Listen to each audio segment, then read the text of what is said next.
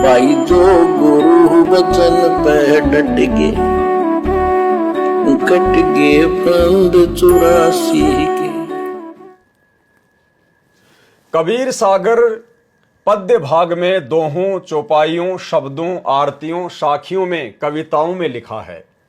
जहां जहां प्रमाण के लिए वाणी आवश्यक थी वहां वहां वाणियों को लिखकर ग्रंथ की यथार्थता को बनाए रखा है। वाणियों में गूढ़ रहस्य छुपे हैं। पद्य भाग यानी दोहों, चौपाइयों तथा शब्दों में लिखा होने के कारण मुझदास के अतिरिक्त कबीर सागर के गूढ़ ज्ञान को आज सन 2012 तक कोई नहीं बता पाया। कबीर सागर में लिखे हुए गूढ़ ज्ञान को, गूढ़ रहस्यों को आज तक ना कोई समझ पाया और ना यथार्थ में कोई बता पाया। क्यों नहीं बता पाया भाई और बहनों? क्योंकि जिस कबीर परमात्मा ने धर्मदास जी को निमित्त बनाकर 650 साल पहले कबीर सागर लिखवाया था, उस कबीर सागर के रहस्य को स्वयं कबीर परमात्मा ही खोल सकता है। स्वयं कबीर परमात्मा ही आकर पढ़ा सकता है, बता सकता है, समझा सकता है। जीव के बस की बात नहीं है। तो आज स्वयं धरती पर सतगुरु रामपाल जी के रूप में कबीर परमात्मा प्रकट हैं और उन्होंने कबीर सागर के गूढ़ रहस्यों को समझाया है। इस कबीर सागर का सरलार्थ पुस्तक में उस रहस्य को मक्खन की तरह निकालकर ऊपर रख दिया है।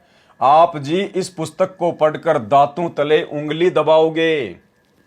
अब उस अनमोल अमृत ज्ञान को आसानी से समझकर ज्ञान की घूंट पीकर जन्म मरण का रोग समाप्त करवाओगे।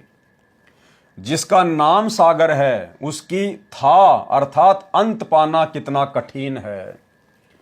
इसी प्रकार परमात्मा के दिए ज्ञान को जानना खाला जी का घर नहीं है। स्पष्ट कर दिया गुरुदेव ने कि कबीर परमात्मा के द्वारा दिए गए ज्ञान को समझना, जानना कोई खाला का घर नहीं है, यानी इतना आसान नहीं है। उसको तो कबीर परमात्मा खुद ही प्रकट होकर समझा सकता है। जब तक परमेश्वर बुद्धि ना खोले तब तक एक पंक्ति का भी यथार्थ वर्णन नहीं किया जा सकता। स्वयं परमेश्वर होने के बावजूद सतगुरु रामपाल जी अपने आप को छुपा रहे हैं। जब तक परमेश्वर बुद्धि ना खोले तब तक एक पंक्ति का भी यथार्थ वर्णन नहीं किया जा सकता। यह आप और हम भाई बहनों के लिए है कि जब तक सतगुरु रामपाल जी परमेश्वर हमारी बुद्धि ना खोले तब तक उनके द्वारा सरल बनाकर किए गए अनुवाद को भी समझ पाना बड़ा मुश्किल है, बड़ी टेढ़ी खीर है।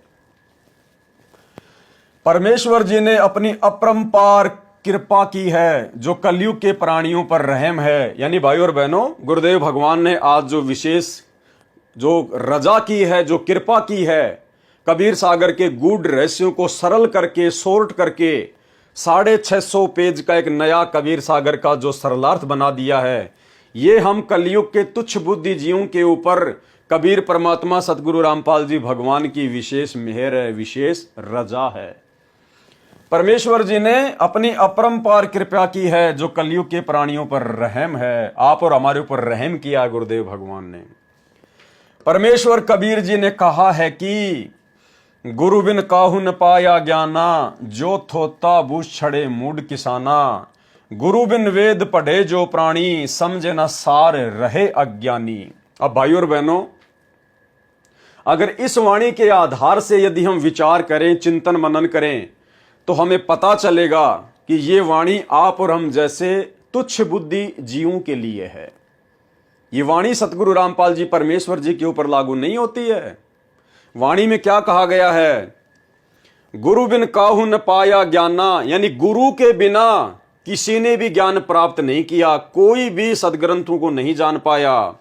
जो थोथा बुस छड़े मूड किसाना, अनाज निकालने के बाद में छिलकों को कूटने से अनाज नहीं निकलेगा। गुरु बिन वेद पढ़े जो प्राणी, और समझे न सार रहे अज्ञानी। यानी गुरु से सदग्रंथों को पढ़े बिना, गुरु से वेद, गीता, कुरान, पुराण, बाइबल को पढ़े बिना हम कभी भी उसका सार नहीं निकाल सकते। ये वाणी आप और हमारे लिए है, हमारे पूज्य गुरुदेव भगवान पर लागू नहीं होती है। क्योंकि पूज्य गुरुदेव भगवान सतगुरु रामपाल जी ने जिस नेक आत्मा को अपना मुंह बोला गुरु बनाया है वर्तमान में, 17 फरवरी 1988 को आदरणीय राम देवानंद जी को जो अपना मुंह बोला गुरु बनाकर एक लीला की है, एक भूमिका निभाई है भगत की। भाइयों और बहनों, आदरणीय राम देवानंद जी अक्षर ज्ञान रहित थे, वे अनपढ़ थे, एक भी दिन स्कूल नहीं गए, उनको अक्षर ज्ञान नहीं था। उन्होंने ना कभी वेद पढ़े, ना कभी गीता पढ़ी, ना कभी कुरान पढ़ी, ना कभी बाइबल पढ़ी। तो ऐसे अनपढ़ अक्षर ज्ञान रहित गुरु से सतगुरु रामपाल जी परमेश्वर जी ने कौन से दिन वेद पढ़े, कौन से दिन गीता पढ़ी, जो सतगुरु रामपाल जी परमेश्वर जी ने मात्र उनकी 6 साल तक संगति की और उसके बाद में इन्होंने पूरे विश्व के शास्त्र पढ़ा दिए। यानी सन 1988 में सतगुरु रामपाल जी ने आदरणीय राम देवानंद जी को अपना मुंह बोला गुरु बनाया, उनसे नाम दीक्षा ली लोक दिखावे में। और 1993 में सतगुरु रामपाल जी सत्संग करने लग गए थे। भाइयों और बहनों, आदरणीय राम देवानंद जी अनपढ़ थे। संत रामपाल जी ने उनसे ना कभी वेद पढ़े, ना गीता पढ़ी, ना बाइबल, ना कुरान। और वाणी क्या कह रही है? गुरु बिन वेद पढ़े जो प्राणी, समझे न सार रहे अज्ञानी। तो सतगुरु रामपाल जी परमेश्वर जी ने कौन से दिन अपने मुंह बोले गुरु आदरणीय राम देवानंद जी से वेद पढ़े, गीता पढ़ी, कुरान पढ़ी, पुराण पढ़े? कौन से दिन? एक भी दिन नहीं पढ़े। फिर सतगुरु रामपाल जी परमेश्वर जी को पूरे विश्व के धर्मशास्त्रों का इतना ज्ञान कैसे हो गया भाई? क्योंकि वाणी में एक शब्द है भाई और बहनों, अगर आपने ध्यान दिया हो तो, गुरु बिन वेद पढ़े जो प्राणी, ये प्राणी शब्द है। प्राणी यानी जीव। आप और हम है प्राणी, आप और हम है जीव। यदि कोई जीव, यदि कोई मनुष्य गुरु के बिना वेद, गीता, कुरान, पुराण को पढ़कर समझना चाहेगा तो वो जिंदगी में नहीं समझ पाएगा। लेकिन खुद परमात्मा यदि एक प्राणी की भूमिका करे, खुद कबीर भगवान यदि एक जीव की भूमिका करे, एक मनुष्य की भूमिका करे, तो उसके लिए ये वाणी लागू नहीं है। तो सतगुरु रामपाल जी परमेश्वर जी कोई प्राणी नहीं है, कोई आम व्यक्ति नहीं है, कोई मानुष नहीं है। इसलिए इनको गुरु बनाकर वेद, कुरान, पुराण, गीता आदि पढ़ने की आवश्यकता नहीं थी और ना है। इन्होंने अपना मुंह बोला गुरु मात्र आदरणीय राम देवानंद जी को इसलिए धारण किया। यदि आज सतगुरु रामपाल जी अपना गुरु नहीं बनाते तो लोग कहते कि सतगुरु रामपाल जी ने कौन सा गुरु बनाया है जो गुरु बनाने की आवश्यकता है। सतगुरु रामपाल जी ने किसको अपना गुरु बनाया है जो हमें भी गुरु बनाने की आवश्यकता पड़ेगी? संत रामपाल जी को। हम आम प्राणियों को भक्ति मार्ग पर लगाने के लिए सतगुरु रामपाल जी परमेश्वर जी ने इस प्रकार की भूमिका की है। अन्यथा अनपढ़ गुरु का शिष्य आज पूरी दुनिया को धर्मशास्त्र सिखा रहा है। ईसाइयों को बाइबल का ज्ञान नहीं, हिंदुओं को वेदों का ज्ञान नहीं, मुसलमानों को कुरान का ज्ञान नहीं, और वो ज्ञान सतगुरु रामपाल जी परमेश्वर जी ने खोल के रख दिया, पहली कक्षा का कायदा बना दिया वेदों को।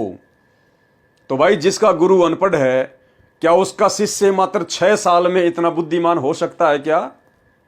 कभी नहीं हो सकता, जिंदगी में नहीं हो सकता। तो सतगुरु रामपाल जी परमेश्वर स्वयं कबीर भगवान है, परमात्मा है, अल्लाहु अकबर है। इन्होंने केवल लोक दिखावे में आदरणीय राम देवानंद जी को अपना मुंह बोला गुरु धारण किया है, अन्यथा इन्हें गुरु बनाने की कोई आवश्यकता नहीं है, क्योंकि सतगुरु रामपाल जी स्वयं जगत गुरु हैं। जगत गुरु, जाति हमारी जगत गुरु, परमेश्वर है पंथ। और गरीब दास लिखित पढ़े, मेरा नाम कबीरा कंत।